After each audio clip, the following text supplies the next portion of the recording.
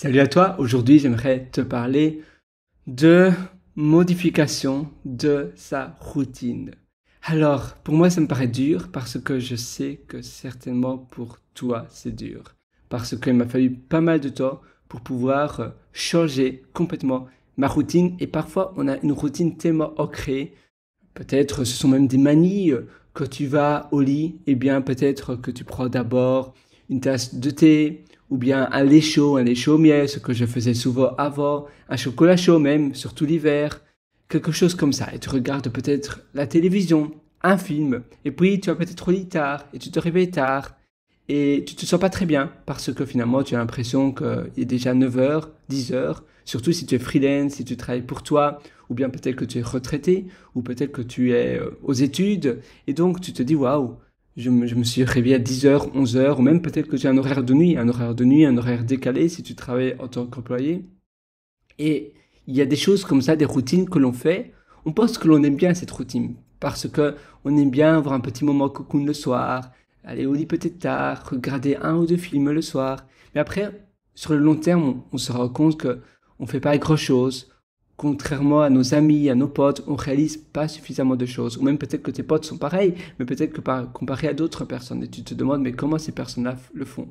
Ne fût-ce que pendant un an, peut-être que tu peux te donner comme défi, je vais réaliser beaucoup plus de choses pendant un an et je vais casser ma routine. Mais c'est finalement beaucoup plus dur que ce que l'on pense. Et il faut être très discipliné. Il ne faut pas s'autoriser à une seule exception, parce que jamais 203. Si tu t'autorises à une exception, eh bien tu en auras une autre, et puis une autre, et puis une autre, et jamais deux exceptions, sans trois, sans quatre, sans cinq. Et c'est ça le danger. Et finalement, il y a une phrase que moi j'adore tout particulièrement, c'est freedom equals, discipline equals freedom. Ça veut dire la discipline est égale à la liberté. Et c'est tellement vrai.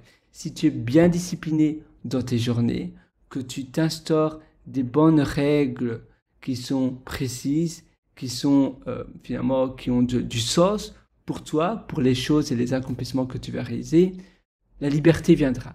La liberté viendra, mais c'est vrai qu'il y a des sacrifices à faire. Parfois, et même souvent, tu vas faire des choses parfois qui ne sont pas spécialement agréables, des choses qui demandent justement de dire non ou de renoncer à certaines peut-être, certaines habitudes que tu faisais peut-être à ton conjoint, ta conjointe, avec tes enfants, avec tes parents.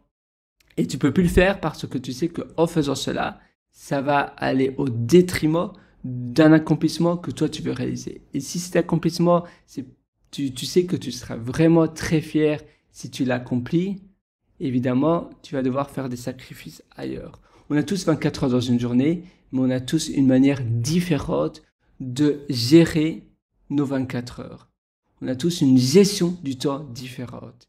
Et investir sur notre temps, quand tu investis dans ton temps, eh bien c'est ça qui va faire toute la différence. Le fait d'investir dans notre temps, le fait d'investir dans nos journées, dans nos habitudes, dans les routines que tu fais, et le changement de routine, ça veut dire se remettre en question, repenser différemment à la mise en place de routines que tu avais instaurées au quotidien, eh bien, ça fait une belle différence. Parce que très souvent, on vit nos journées comme bon nous sommes. On va dire, on vit la journée comme cela, du matin au soir, sans vraiment se poser trop de questions. Mais en réalité, on se dit, mais j'ai jamais le temps. J'ai jamais le temps d'accomplir ce que je voulais faire. Et en réalité, on ne se pose pas suffisamment sur une chaise, en réfléchissant, en brainstormant, en prenant peut-être un carnet. Tu vois, là, j'ai un chouette carnet et je pourrais, eh bien, écrire ma journée, le déroulement de ma journée. Donc, je vais aller à rebours, finalement, jusqu'au début de ma journée, au lever. Je vais aller à rebours, un peu comme un rewind, pas après pas. Je vais voir ma journée se défiler, étape après étape. Donc, imagine maintenant, c'est le soir, et je visualise ma journée et je fais un rewind dans ma tête, et je regarde et j'identifie toutes les habitudes que je fais. Ou bien, simplement le matin, dès le réveil, chaque chose que tu fais, eh bien, tu les notes. Ça peut être sur une bête feuille parce qu'après, tu vas pas nécessairement devoir garder cela, mais c'est simplement pour identifier les bonnes et les mauvaises habitudes. Parfois, ce sont des bonnes habitudes, mais qui ne sont pas corrélées, qui ne sont pas alignées avec un projet que tu vas réaliser maintenant. Donc, il faut mettre sur pause cette plus ou moins bonne ou neutre habitude pour pouvoir mettre en place la chose que tu vas réaliser maintenant. Et après, tu pourras éventuellement recommencer à nouveau ton habitude qui était finalement pas nécessairement mauvaise. Mais c'est vrai que parfois, il y a des choses que l'on fait qui ne sont pas nécessairement mauvaises, donc, mais qui nous handicapent ou qui prennent trop de temps dans une réalisation que l'on veut faire. Et parfois, on fait trop de choses et donc on se use et on n'est plus là dans la création de nos contenus. Parce qu'on fait trop de choses, les contenus ou les choses que l'on étudie, les choses que l'on crée auraient pu être de bien meilleure qualité, mais ce n'est pas le cas parce que notre énergie, notre niveau d'énergie n'est plus présent. Notre niveau d'énergie n'est plus présent et ça, c'est un handicap. Et donc, il faut être très vigilant. Il faut toujours identifier les choses bonnes, les choses mauvaises, un peu comme cette musique, ce bip, tu vois. J'identifie. Et puis après, j'analyse. Et puis après, enfin, je mets en place. Je mets en place ce que moi, je veux mettre en place dans mes routines, dans mes habitudes. Et il faut que je garde à nouveau, il faut que je garde cela dans mon quotidien. C'est bien de se faire une feuille, c'est bien de se donner des nouvelles résolutions pour se dire je vais plus faire ça, mais il faut s'y tenir parce que dire voilà je le fais, je mets en place, mais après se donner une exception et puis 2 exceptions, eh bien tu as pu t'y tenir. Et donc ça va peut-être durer 1 semaine ou même 3 jours et boum, après c'est terminé. Et c'est pour cela que c'est très important de garder cette routine en place et de garder cela à la lettre. À nouveau, discipline equals freedom. Ça veut dire la discipline et la liberté. Donc, il faut se dire, voilà, je dois être d'accord avec cela.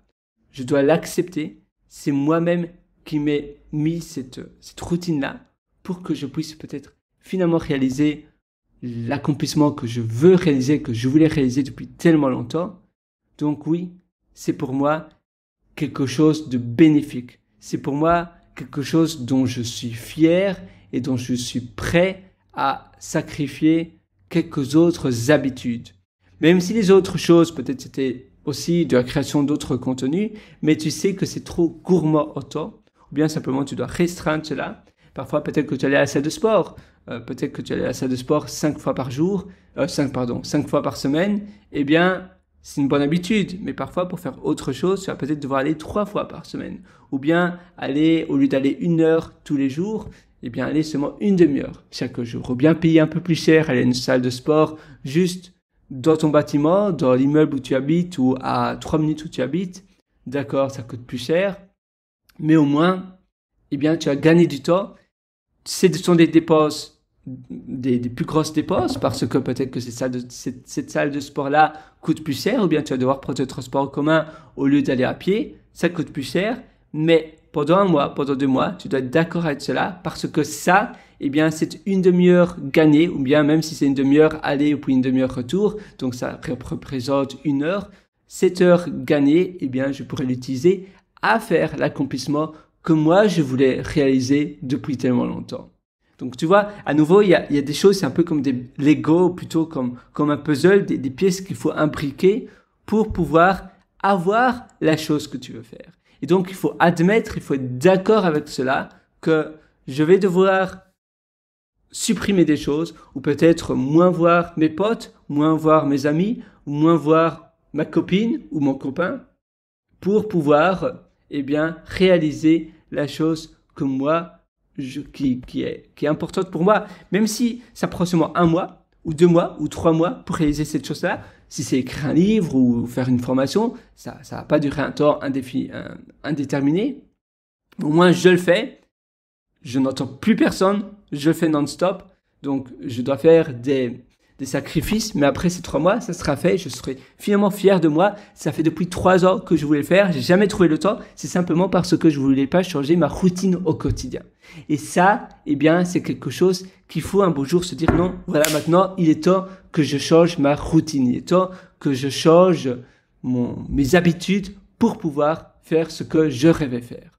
Voilà, moi sur ce, je te souhaite absolument tout le meilleur du fond du cœur. Si tu es encore beaucoup plus loin, eh bien, je te suggère d'aller voir mes ateliers sur pierreloiter.com. C'est pierrewriter.com.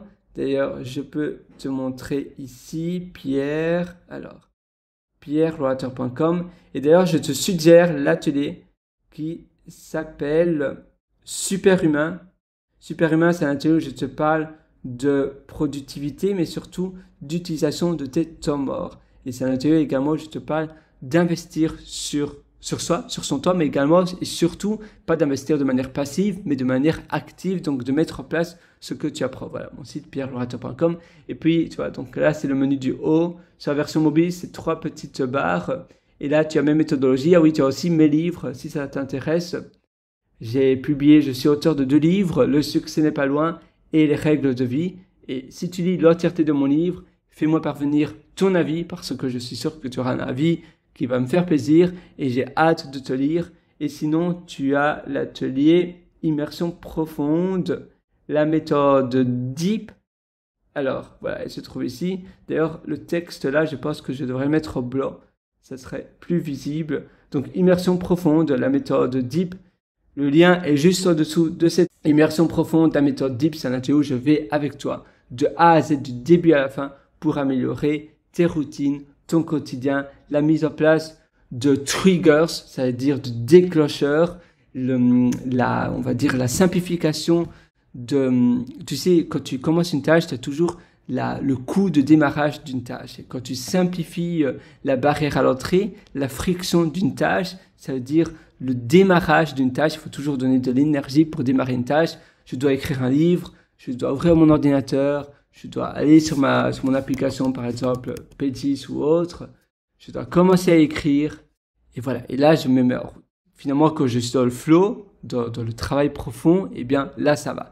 Mais la mise en place, le démarrage, la même chose pour nettoyer mon environnement. Je dois sortir l'aspirateur de mon placard, je dois aspirer.